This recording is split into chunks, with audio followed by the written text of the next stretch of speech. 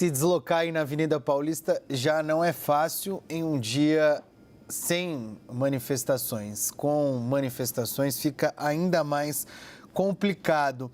O Tarcísio Gomes de Freitas é um personagem importante nesse atual contexto da extrema-direita ou centro-direita, Pedro, porque ele atua como uma espécie de interlocutor.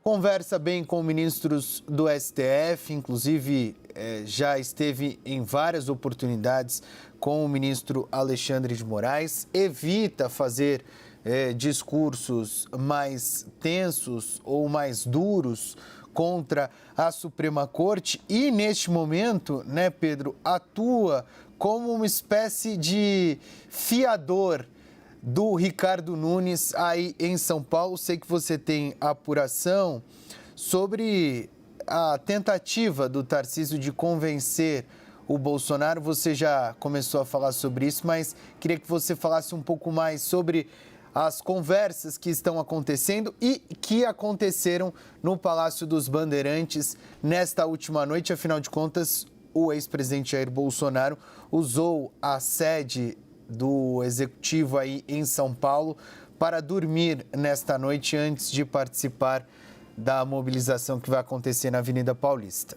Olha, uma fonte muito da campanha do Ricardo Nunes, que também transita no Palácio dos Bandeirantes, disse que a expectativa era a seguinte, que Tarcísio e Bolsonaro pedissem uma pizza e tomassem uma tubaína ali na ala residencial do Palácio dos Bandeirantes para ter uma conversa ali, olho no olho, uma segunda conversa, porque o Tarcísio foi até Brasília, onde se encontrou já com o ex-presidente Jair Bolsonaro, já tiveram uma primeira conversa olho no olho, e o Tarcísio ali insistindo, resiliente nessa ideia de que o ex-presidente precisa entrar na campanha aqui em São Paulo, na capital.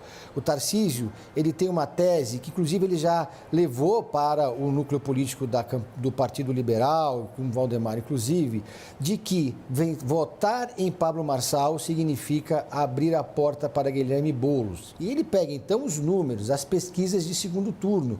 Pesquisas que mostram que Guilherme Boulos venceria Pablo Marçal no segundo turno. Ricardo Nunes também venceria Pablo Marçal se tivesse um segundo turno entre os dois. Ocorre que isso é muito difícil de acontecer. 10 entre 10 analistas e 10 entre 10 líderes partidários avaliam que uma vaga já está garantida para a esquerda, para Guilherme Boulos. A disputa agora é quem será o nome da direita no segundo turno.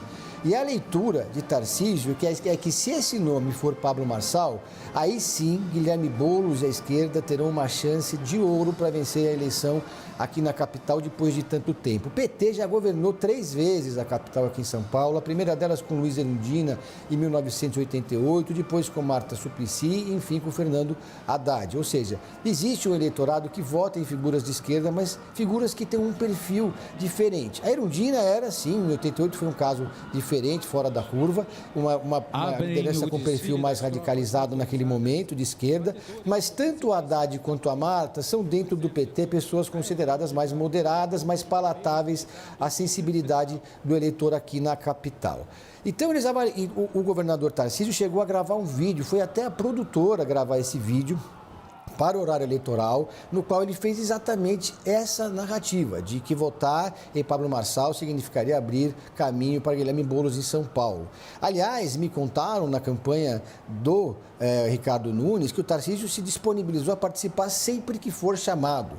Ele já tem feito muitas agendas com o prefeito Ricardo Nunes. Ele é considerado um puxador de votos muito forte aqui em São Paulo, talvez tão ou mais forte que o próprio Jair Bolsonaro, justamente porque ele tem esse perfil moderado. E aí, esse quadro da campanha do Ricardo Nunes, com o qual eu conversei, fez uma reflexão interessante.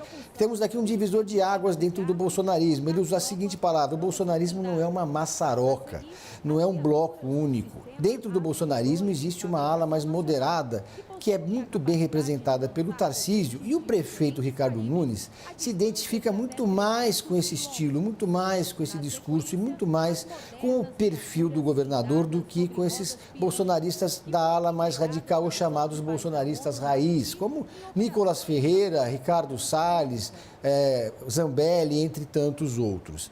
E o eleitorado aqui de São Paulo também refletiria um pouco essa reflexão.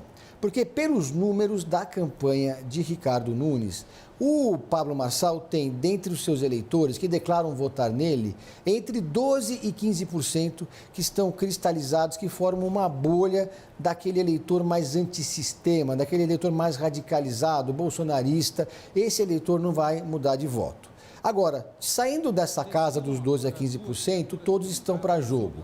E é aí que entra a importância e o peso do horário eleitoral gratuito, aonde o prefeito Ricardo Nunes tem um verdadeiro latifúndio. São mais de 60% do horário eleitoral é do Ricardo Nunes, que tem dezenas de inserções de 30 segundos distribuídas ao longo da programação da TV aberta. Ou seja, tem Ricardo Nunes na novela, tem Ricardo Nunes no jogo de futebol, tem Ricardo Nunes o dia inteiro no rádio e na televisão.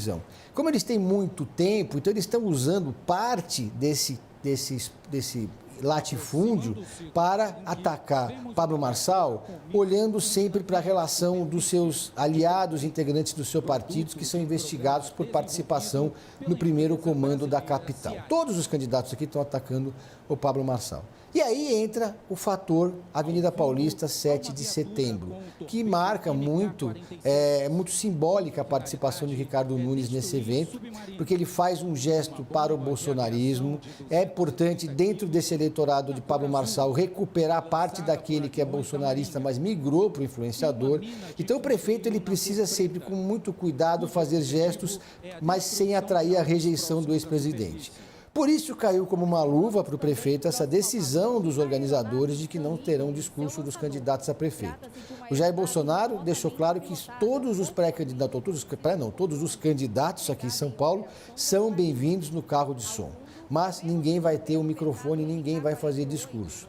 O prefeito, por sua vez, disse mais de uma vez que não é papel dele, prefeito da capital, pedir impeachment de ministro do STF.